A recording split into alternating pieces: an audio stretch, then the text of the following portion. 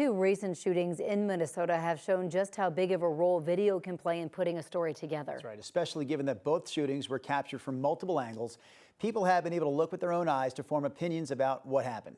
And with everyone carrying a camera in their pocket these days, thanks to your phones, there's usually some video available to document events like the ones that we've seen in Minnesota. So joining us now to talk more about this, we have Sandra Riskova. She's the founding director of CU Boulder's Visual Evidence Lab, joining us to talk about the role that videos play in these types of stories. Can we start, Sandra, by talking about the term video activism and how it's really been on the rise here in recent years?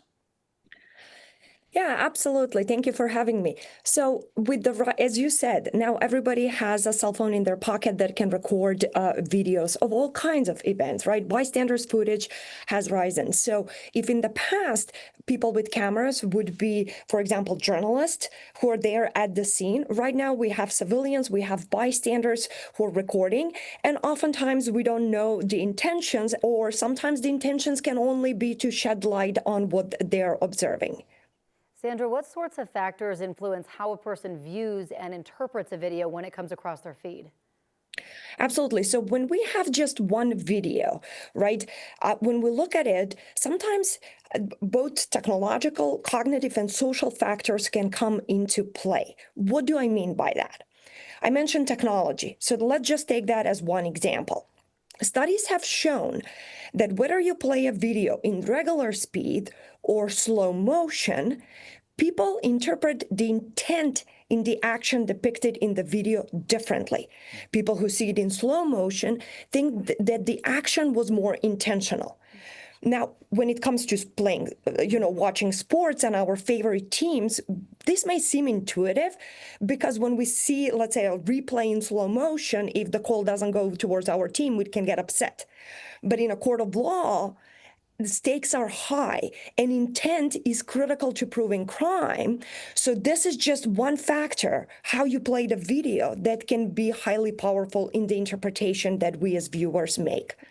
So we have this video of what happened during these two shootings, but there's still significant differences between the federal government's version of what happened and what other people say they saw. So if these videos were to ever make it into a courtroom, can you talk about how their presentation can actually impact how people view them? Absolutely. So in this case, with both cases, actually, we have multiple videos, right? And in the case of Renegade, we even have, by now, we have seen a cell phone video of the agent who was there at the scene. In the case of Alex Preddy, we have multiple bystander videos. So the way that would be shown in court is probably corroborate all these videos, show the different angles and perspectives, and really show how they contradict or cast doubt on the government narrative that we have in this case. Because with Alex Preddy, they say he was threatening with a gun, but multiple videos from different angles and perspectives show him with a cell phone in one hand and the other hand up. So it doesn't look like he's holding the gun at the time when the shooting happens.